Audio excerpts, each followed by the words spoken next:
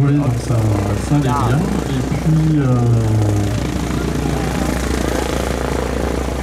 Et puis Bernard Dufour, ça va bien. Installé la bataille P51 Mustang, P51 Mustang. Il y aura quelques clics aussi afin de effectuer la.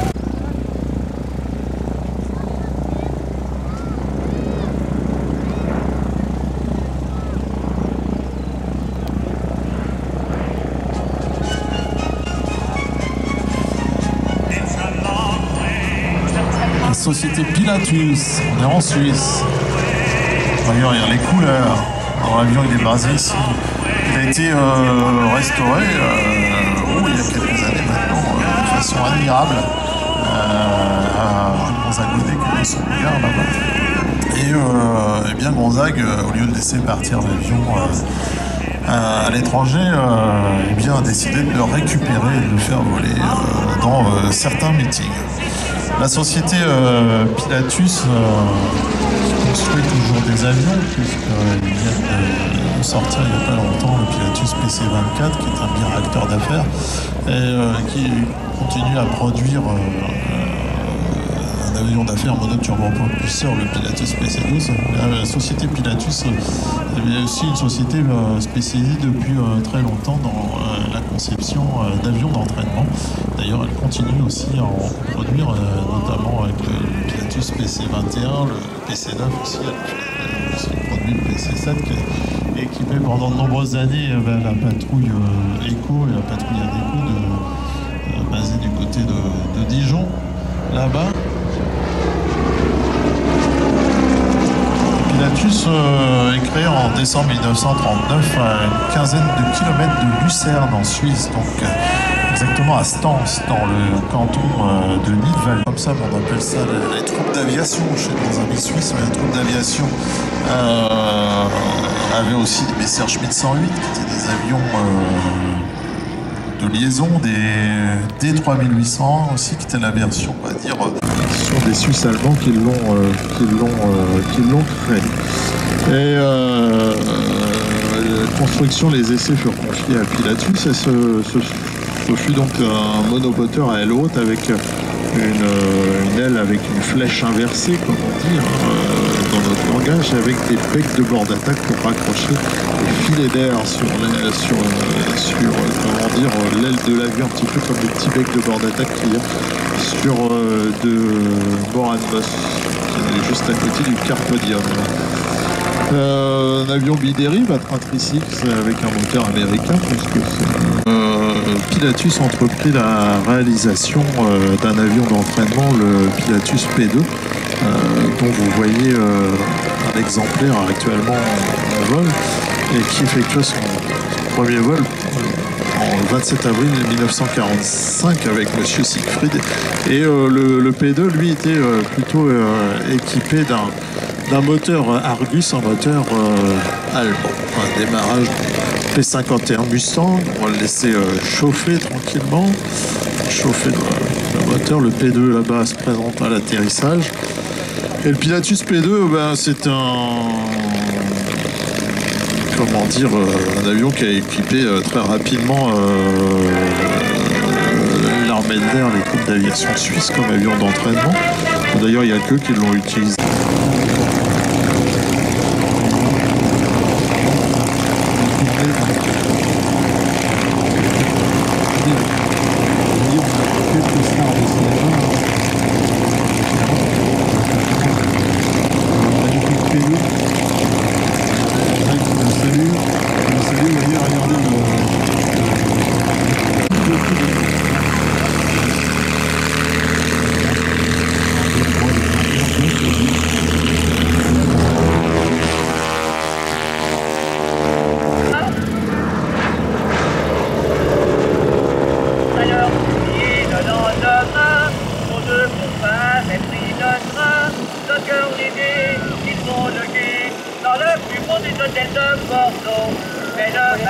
La collection il y a quelques années maintenant, collection du CMB, du cercle des machines volantes.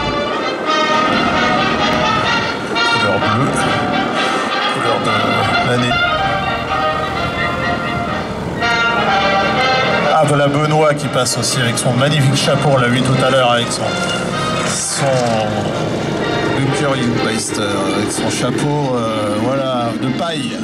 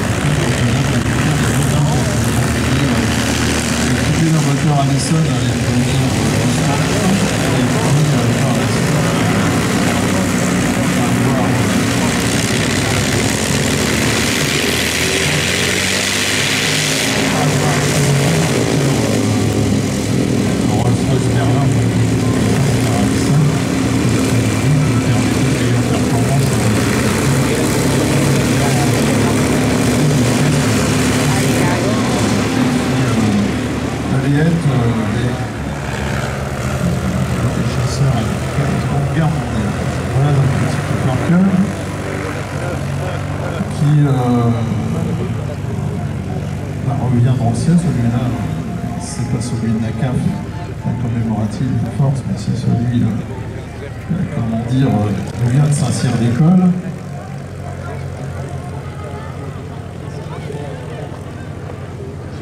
Buston que vous avez vu évoluer, ben, il est arrivé en France en 2000, ça fait 18 ans qu'il est chez nous.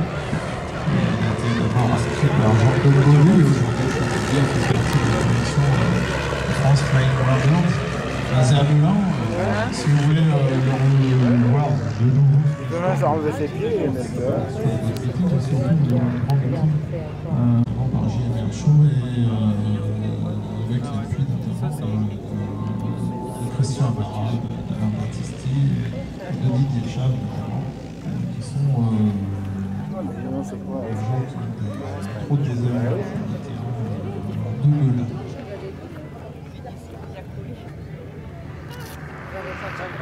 Melun qui est un terrain d'aviation possède au pied d'une grande histoire de l'aviation. Par des événements après-guerre, en tout cas, les avions en action ont été effectués leur première guerre à partir du terrain de Melun, notamment les avions de chez Marcel Dassault, par exemple. On va parler de Marcel Dassault. Petit avion d'observation, tout à l'heure on parlait de la partie civile, on va dire, du Parker, vous voyez, on peut voler Oui, le corps qu'il a pas... Là, c'est utilisé pour risque aux États-Unis. Lorsque les Américains allaient un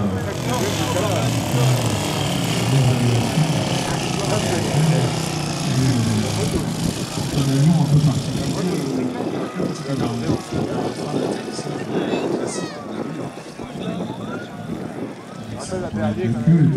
Mais surtout, il y a un train d'atterrissage assez...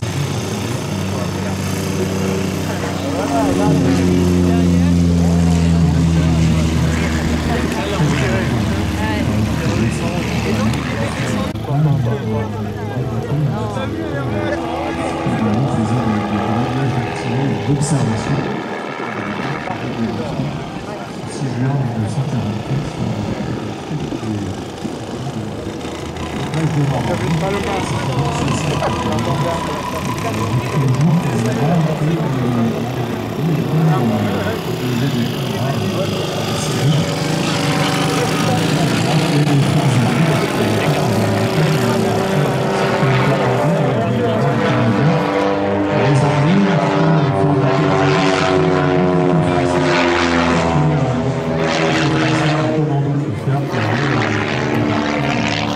Là, c'est eu un peu, 0.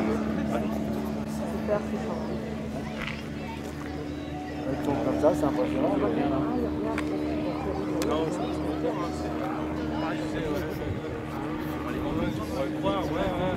Ah, mais t'as vu comment c'est court par rapport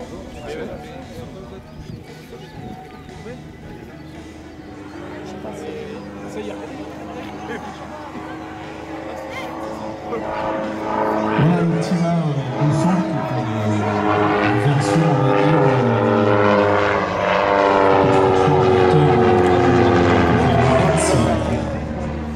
américain. Aux États-Unis.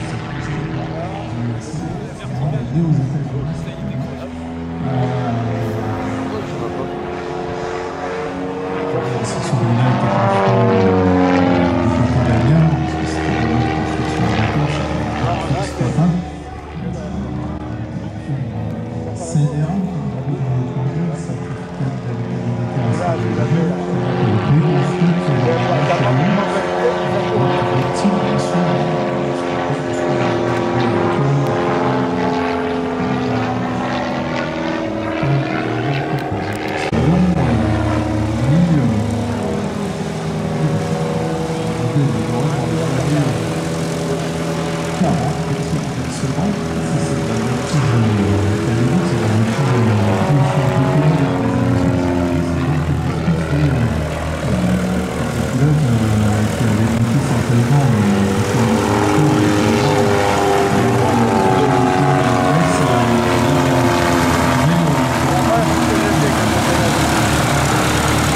voir comment ça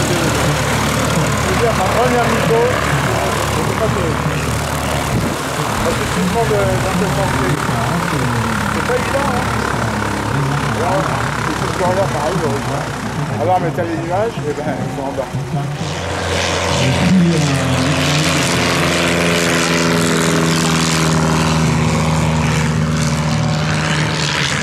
C'est un peu, pas le S5. Davis notamment, les Alcodes chiléens aussi, les Royal Falcons, les Jordaniens, Jordaniens Falcons. Alors à côté de moi, j'ai monsieur Éric Duval-Rogy, qui est vice-président du conseil départemental de l'Oise, et puis également monsieur Franck Marini, qui est républicain et président de l'Arc. Je vais céder la parole à monsieur Éric Duval-Rogy, qui va nous dire quelques mots. Monsieur Duval-Rogy, c'est tout. Je voudrais dire au nom du conseil départemental que nous sommes très heureux de soutenir cette manifestation pour plusieurs raisons. D'abord, elle s'inscrit dans les événements liés aux commémorations pour le centenaire de la Grande Guerre. Et vous savez que pour nous, c'est un exemple. Monsieur Duval-Rogy, parce que justement, c'est une chose populaire, les événements de et qui, à travers cette présentation en web, se remémore ce qui a pu se passer dans la région, par exemple, comme vous l'évoquez, les combats de la Première Guerre mondiale, par exemple. Je vais demander à monsieur Marini aussi, monsieur Philippe Marini, maire de Capitaine et président de l'Arc. Bienvenue à vous, monsieur Marini.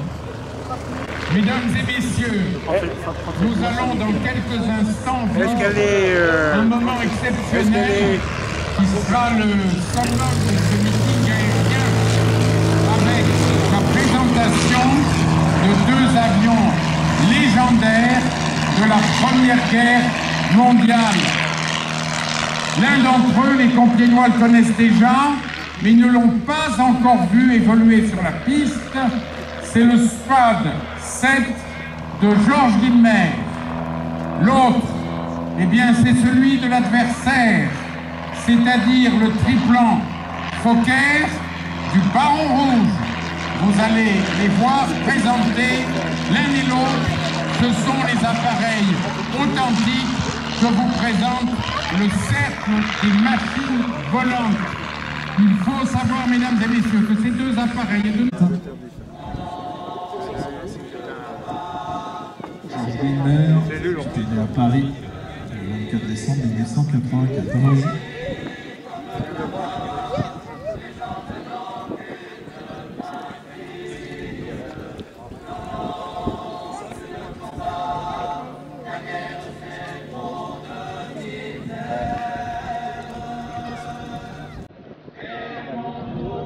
Avec la célèbre cigogne.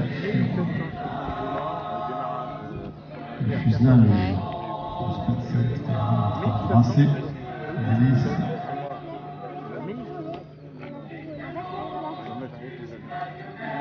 Moteur hispano-suiza, moteur français également. Ah, il est excellent, il est bien sûr.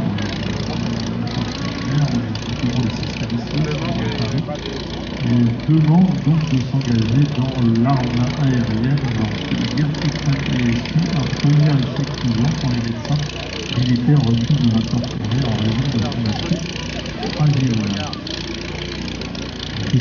La tête de l'air ici. Et voilà, on va faire rouler les spacettes dans le mer. Beaucoup d'émotions. Effectivement, et on l'accompagne, les deux mécaniciens l'accompagnent de chaque côté, parce que, comme je vous l'expliquais, ce sont des avions qui sont pas équipés de freins.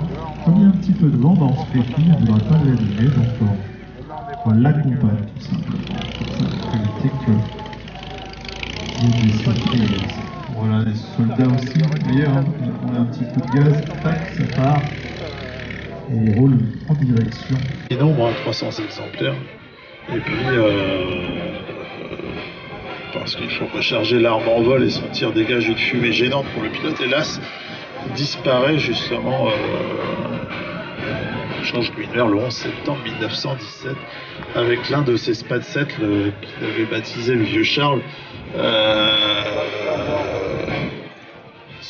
vainqueur d'ailleurs étant abattu par René Fan quelques jours plus tard. Et puis après le SPAD 7, eh bien, on a développé chez SPAD le fameux SPAD 13. Voilà, regardez notre pilote de la Première Guerre mondiale là-bas. Notre Georges Guinmer de jour, Alexandre Collineau qui descend du SPAD 7. C'est une des premières fois, je crois, qu'il fait un roulage sur cet avion extraordinaire. Qui nous rappelle donc cette histoire de la Grande Guerre. Manfred von Richthofen, lui, est mort à Vaux-sur-Somme le 21 avril 1918 en combat aérien. Il était né à Breslau de mai 1892. C'est donc un aviateur allemand qu'on avait surnommé le Baron Rouge. 80 victoires quand même aériennes confirmées.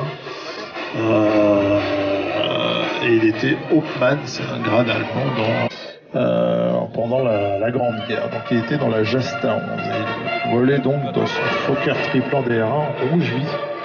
Il a eu son surnom et il voyageait de ville en ville avec ce qu'il appelait son cirque volant.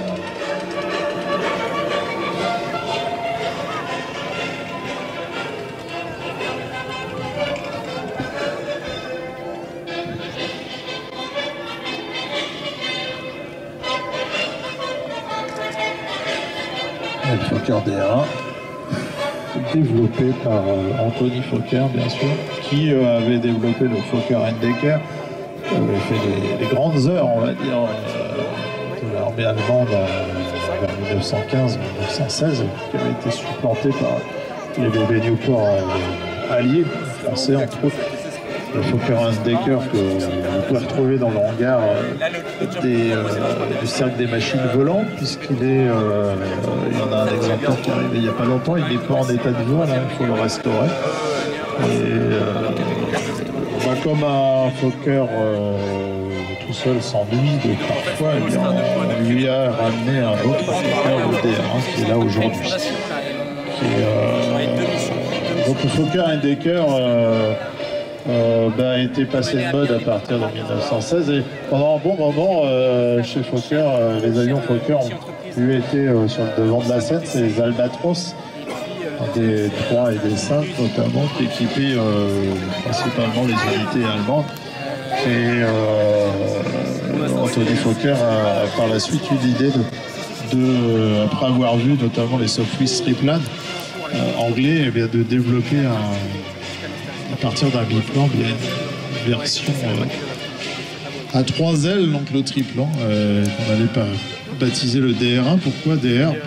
Parce que ça veut dire Dreidecker en allemand, et Dreidecker ça veut dire triplan tout simplement. C'est pour ça qu'on l'appelle le DR1. Donc, le Fokker triplan. Qui avait été demandé d'ailleurs aussi par Manfred von Richthofen, qui lui avait besoin d'un avion plus élaboré pour combattre les Alliés notamment.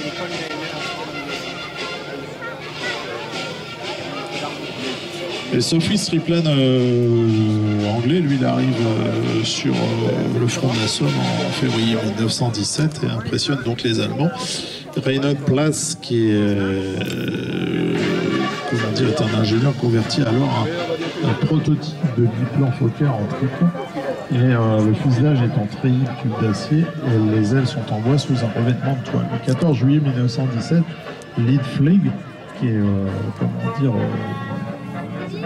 système allemand qui commande les avions au niveau d'état-major, ont une présérie d'une vingtaine d'exemplaires de DR1, dont les premiers arrivent bien dans les escadrilles allemandes, la Jasta 10 et la Jasta 11, en Berber Villanova pour le type H, et puis Jean-Pierre Lafille pour le Blériot notamment.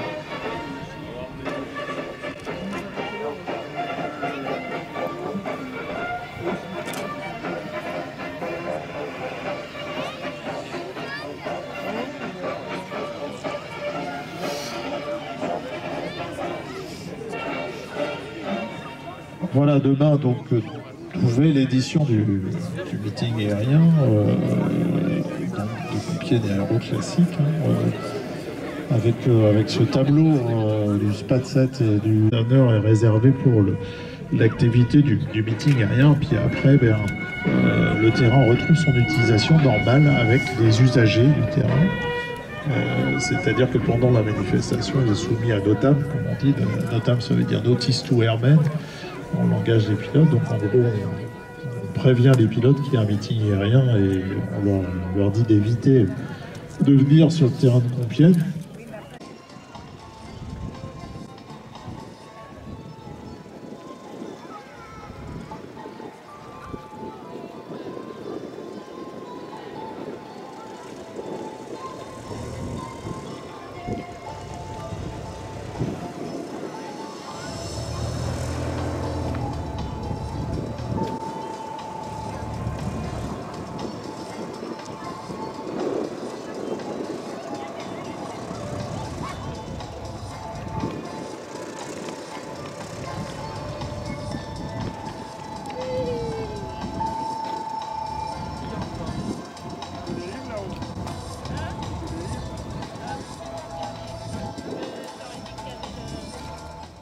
J'espère que cette vidéo vous aura plu.